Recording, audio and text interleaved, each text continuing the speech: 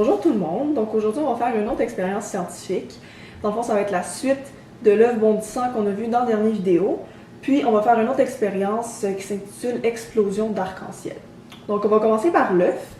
Le but, si on se souvient bien, dans la dernière vidéo, c'était de voir si, après quelques jours que l'œuf est passé dans du vinaigre, de voir si l'œuf allait ramollir, puis on pouvait le faire rebondir.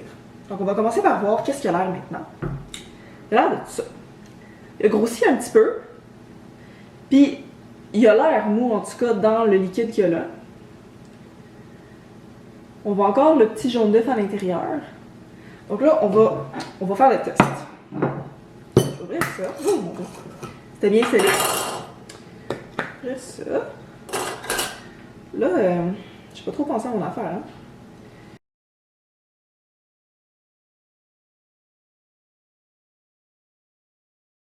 Voilà.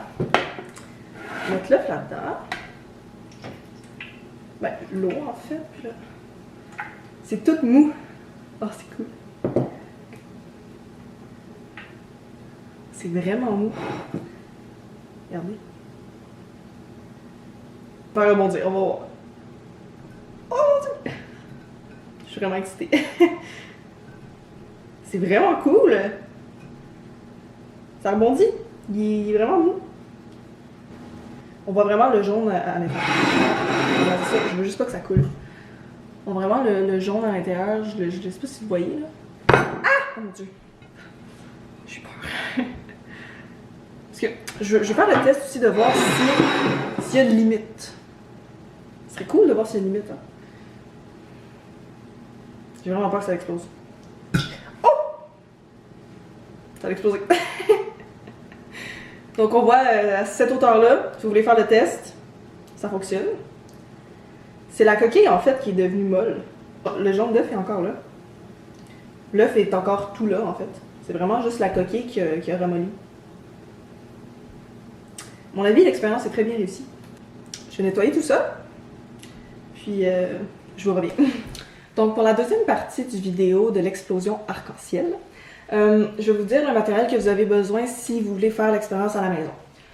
Donc, vous aurez besoin d'une grande bouteille. Ça peut être des bouteilles de 2 litres de boisson gazeuse, peu importe, même juste une bouteille d'eau. La grandeur va faire en sorte que plus la bouteille va être grande, plus ça va aller plus haut. Donc, tout dépend du résultat que vous voulez. Moi, je vais faire les deux dans la vidéo, comme ça on va pouvoir voir la différence. Ensuite, vous aurez besoin de savon à vaisselle. Vous aurez besoin d'eau chaude. Moi, j'ai mis ça là-dedans, puis j'ai mis ça dans le micro-ondes environ 3 minutes. Ça n'a pas besoin d'être bouillant, il faut quand même que ce soit bien chaud. Ensuite, on va avoir besoin de peroxyde. Encore là, tout dépend du résultat que vous voulez. Plus le peroxyde va être vraiment concentré, plus le résultat va aller haut. Donc, moi, j'en ai un ici à 3%. Donc, c'est 10 de volume, puis j'en ai un de 20 volume ici. Je vais faire l'expérience encore là pour les deux. Vous aurez également besoin de levure. C'est une denrée rare en ce moment, mais c'est une partie très importante pour l'expérience. Si vous n'en avez pas à la maison, c'est pas grave. Moi, je vais les faire dans la vidéo. Ensuite, vous aurez besoin de colorant. C'est pas nécessaire, mais si vous voulez que votre explosion soit colorée comme un arc-en-ciel, ça fonctionne très bien aussi. Ensuite, vous aurez besoin d'une cuillère, un bol pour la levure et d'un entonnoir aussi qui est très important. Donc là, j'ai préparé les deux bouteilles. J'ai mis dans celle-là un peu de savon à vaisselle avec le peroxyde le moins concentré. Ensuite, j'ai fait la même chose dans la grande bouteille. J'ai mis du savon à vaisselle. Par contre, j'ai utilisé le peroxyde de volume 20. Celui-là est en crème, donc j'ai hâte de voir si ça va vraiment fonctionner avec celui-là, sinon ça ajustera. Et puis j'ai fait le mélange avec la levure et l'eau chaude. Il faut que ça donne à peu près un mélange comme ça. Ayez pas peur de mettre beaucoup de levure, faut juste pas que ça devienne vraiment très très pâteux puis que vous soyez plus capable de le brasser. Donc je me suis transportée dehors, juste au cas où que ça fasse beaucoup de dégâts. Donc on va regarder ça. Je vais commencer par la plus petite pour voir quel résultat ça va faire. Je vais mettre du colorant sur les contours pour faire l'effet arc-en-ciel.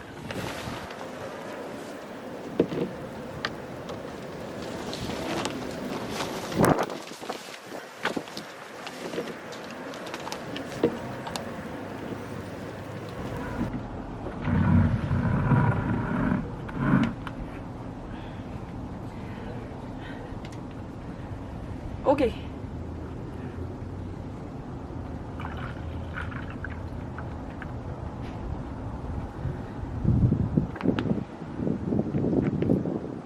Oh, oh c'est cool.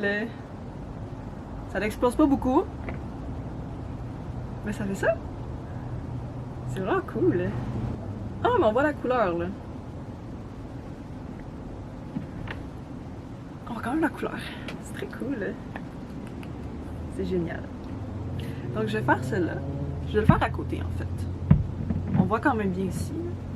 Sauf que là, en voyant ce que ça donne, je vais ajouter du peroxyde, l'autre liquide à l'autre. Je veux que ça donne une vraie réaction, là. Ouais. On va mettre la couleur sur les côtés.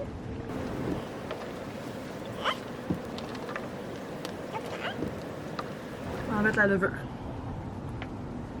OK.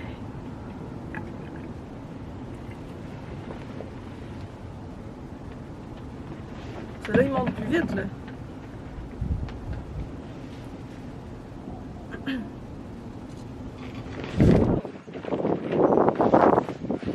Oh! C'est vent. Ça donne quand même de la belle couleur. Celui-là, il coule encore. C'est vraiment beau. Donc l'expérience m'a vraiment donné ce que je pensais. Je croyais vraiment que ça allait vraiment monter très très haut. En regardant d'autres vidéos justement pour m'inspirer de cette expérience-là, ça faisait une explosion beaucoup plus phénoménale. Mais ça a quand même fonctionné, ça a donné des belles couleurs. C'est vraiment plaisant. Donc j'espère aussi que vous avez aimé ça si vous l'avez essayé à la maison. Donc merci beaucoup de votre écoute et on se revoit bientôt!